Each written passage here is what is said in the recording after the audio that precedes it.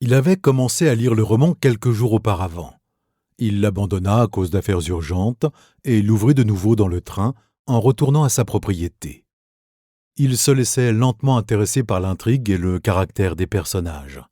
Ce soir-là, après avoir écrit une lettre à son fondé de pouvoir et discuté avec l'intendant une question de métayage, il reprit sa lecture dans la tranquillité du studio, d'où la vue s'étendait sur le parc planté de chênes. Installé dans son fauteuil favori, le dos à la porte pour ne pas être gêné par une irritante possibilité de dérangement d'hiver, il laissait sa main gauche caresser de temps en temps le velours vert. Il se mit à lire les derniers chapitres. Sa mémoire retenait sans effort les noms et l'apparence des héros. L'illusion romanesque le prit presque aussitôt. Il jouissait du plaisir presque pervers de s'éloigner petit à petit, ligne après ligne, de ce qui l'entourait, tout en demeurant conscient que sa tête reposait commodément sur le velours du dossier élevé, que les cigarettes restaient à portée de sa main et qu'au-delà des grandes fenêtres, le souffle du crépuscule semblait danser sous les chênes. Phrase après phrase, absorbé par la sordide alternative où se débattaient les protagonistes, il se laissait prendre aux images qui s'organisaient et acquéraient progressivement couleur et vie. Il fut ainsi témoin de la dernière rencontre dans la cabane parmi la broussaille. La femme entra la première, méfiante. Puis vint l'homme, le visage griffé par les épines d'une branche. Admirablement, elle étanchait de ses baisers le sang des égratignures. Lui se dérobait aux caresses.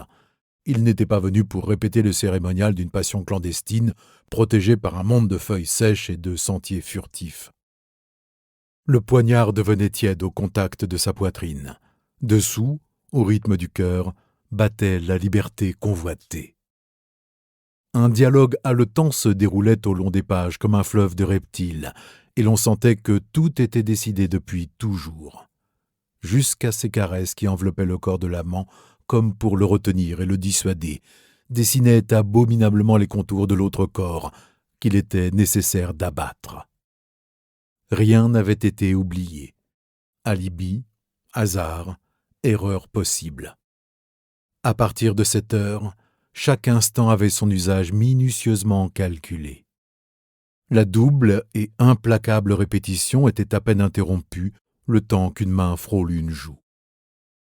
Il commençait à faire nuit. Sans se regarder, étroitement liés à la tâche qui les attendait, ils se séparèrent à la porte de la cabane. Elle devait suivre le sentier qui allait vers le nord. Sur le sentier opposé, il se retourna un instant pour la voir courir, les cheveux dénoués. À son tour, il se mit à courir, se courbant sous les arbres et les haies. À la fin, il distingua dans la brume mauve du crépuscule l'allée qui conduisait à la maison. Les chiens ne devaient pas aboyer, et ils n'aboyèrent pas. À cette heure, l'intendant ne devait pas être là, et il n'était pas là. Il monta les 3 marches du perron et entra. À travers le sang qui bourdonnait dans ses oreilles, lui parvenaient encore les paroles de la femme.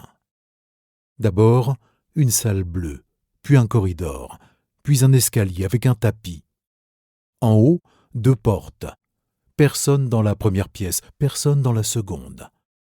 La porte du salon et alors, le poignard en main, les lumières des grandes baies, le dossier élevé du fauteuil de velours vert et, dépassant le fauteuil, la tête de l'homme en train de lire un roman.